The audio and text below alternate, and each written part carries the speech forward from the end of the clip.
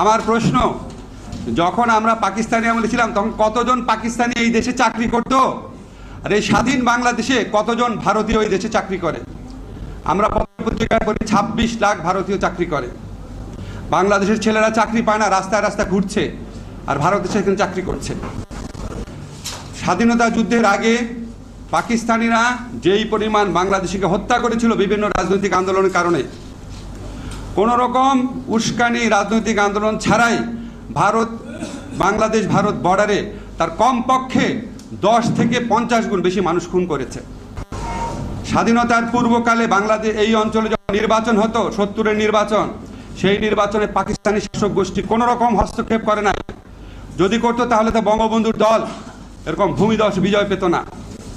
আর স্বাধীনতার পরে এই সরকারের আমলে অন্য দেশ থেকে আমাদের নির্বাচনে হস্তক্ষেপ করে বাংলাদেশের মানুষের ভোটাধিকার হরণ করা হয়।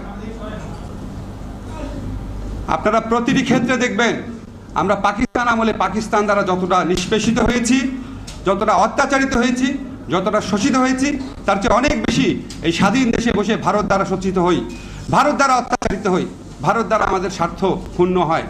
আজকে অত্যন্ত যৌক্তিক কারণে আমরা 1971 সনে পাকিস্তানের বিরুদ্ধে স্বাধীনতার ডাক দিয়েছিলাম বঙ্গবন্ধুর নেতৃত্বে, এবং অত্যন্ত যৌক্তিক কারণে আজকে ভারতের বিরুদ্ধে আমাদের স্বাধীনতার ডাক দিতে হবে, ভারতের বিরুদ্ধে আমাদের সার্বভৌমত্বের ডাক দিতে হবে।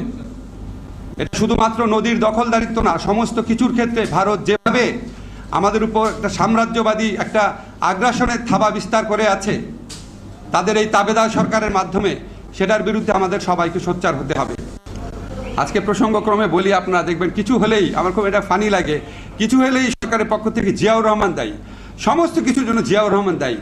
তখন আমার কাছে মনে হয় জিয়াউর রহমান আসলে তাদের কাছে একটা আয়নার মতো, যে আয়নার দিকে তাকালে তারা দেখতে পারে তারা আসলে কত ছোট, কত কুৎসিত, দেশের স্বার্থ রক্ষায় কত ব্যর্থ। এটা হচ্ছে জাস্ট ফারাক্কা ব্যারেজ উদাহরণ থেকে বললাম, এরকম আরও বহু উদাহরণ আছে, এটা আলোচনার মূল বিষয় না এখন।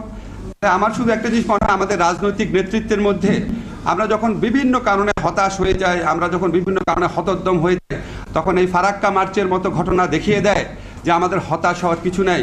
আমরা যদি ঐক্যবদ্ধ হতে পারি, আমরা যদি দৃঢ় প্রতিজ্ঞ হতে পারি, আমরা যদি নিজের দেশপ্রেমের প্রশ্নে যদি সোচ্চার হতে পারি, আমরা ফারাক্কা মার্চের মতো বহু ঘটনা বাংলাদেশের জীবন ঘটাতে পারবো। সেই দিনের অপেক্ষা আমরা থাকব। আমরা আশা করব মাওলানা ভাসানী যেই স্বাধীন সার্বভৌম বাংলাদেশের স্বপ্ন দেখতেন, সেই স্বাধীন সার্বভৌম বাংলাদেশ অবশ্যই আমরা একদিন ফিরে পাবো। ফারাক্কা ব্যারেজকে বলা হয় বাংলাদেশের জন্য একটা মরণবাদ। এরকম মরণবাদ একের পর এক তারা আরো প্রায় প্রতিটি নদীতে তৈরি করেছে, এবং মরণবাদ শুধু না, বাংলাদেশের জন্য মরণ ফাঁদও তৈরি করেছে ভারত। আপনারা জানেন, জাস্ট কয়েকদিন আগে দেখলাম, আগে তারা সীমান্তে তারা নাকি চোরাচালানকারী তাদেরকে মারত, এখন বাংলাদেশের সীমান্তে ঢুকে ভারতীয় বাহিনী বাংলাদেশের মানুষকে হত্যা করছে, নারীদের হত্যা করছে, শিশুদের হত্যা করছে। আমি মাঝে মাঝে চিন্তা করি, আমাদের এখানে মুক্তিযুদ্ধ করেছেন এরকম অনেকে আছেন, এবং পাকিস্তান বিরোধী আন্দোলনের সক্রিয় ছিলেন এমন অনেকে আছেন।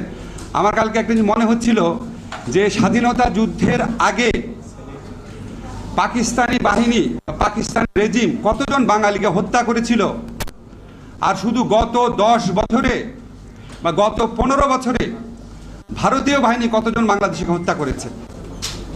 আমাদের একটা স্টাডি হওয়া দরকার। আমার ধারণা, আমি যতটুকু ধারণা করতে পারি, স্বাধীনতা যুদ্ধের আগে পাকিস্তানিরা যেই পরিমাণ বাংলাদেশিকে হত্যা করেছিল বিভিন্ন রাজনৈতিক আন্দোলনের কারণে, কোনো রকম উস্কানি রাজনৈতিক আন্দোলন ছাড়াই বাংলাদেশ ভারত বর্ডারে তার কমপক্ষে 10 থেকে 50 গুণ বেশি মানুষ খুন করেছে।